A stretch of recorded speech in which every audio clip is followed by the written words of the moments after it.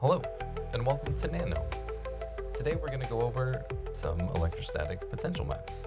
I have a window on the left, and I'm going to drag and drop my protein file, which is a PQR, and we want to add it to this workspace.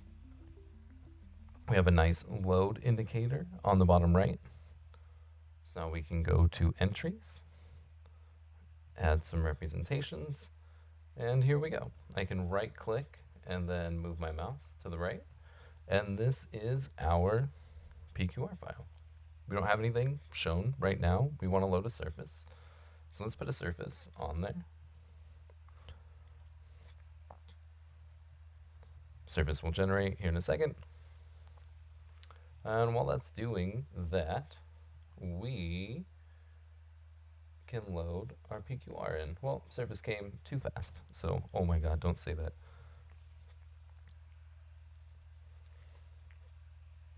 Anyway, we're going to load our DX map into our protein. We can use the 3-dot menu, load DX map. Kindly blur those.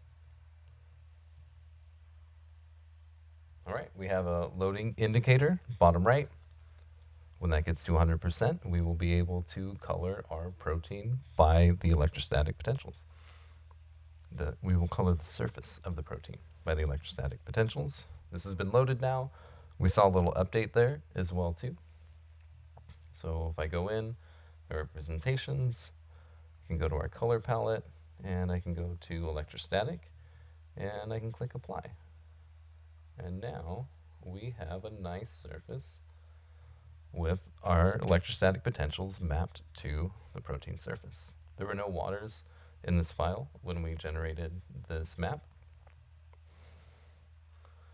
but we can rotate and we can see where the red are the more negative regions and blues more positive regions. And from this, we can also change the scalar values. So right now we're normalizing everything to +5 and -5. We can really easily just open up our electrostatic interface, and maybe we want the reds to be way more red.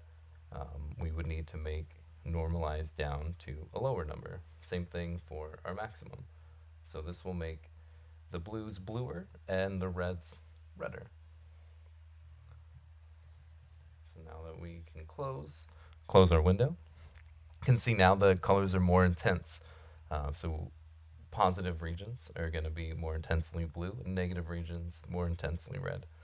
This is really good to do on a variation of these, so you could set up multiple scenes with each scene at a different ramp or range, and then basically you'd get your hot spots on where you have lots of blue, where you have a little bit of blue, and really kind of hone in on what is the most visually negative or positive region in this protein. So that's it. That's our quick tip on loading electrostatic potential maps. To get here, just recap, all I did was drag and drop my PQR file into here. This was for 5CEN, so for historical records. Let's name this appropriately. And it says protein underneath 5CEN because the selection that makes up this component is everything that is protein. And you can see we can turn off this cartoon as well, since we're not really concerned with it here. Whenever somebody loads this scene in XR, they'll see the electrostatic potential map. We can set the scene point of view as well too.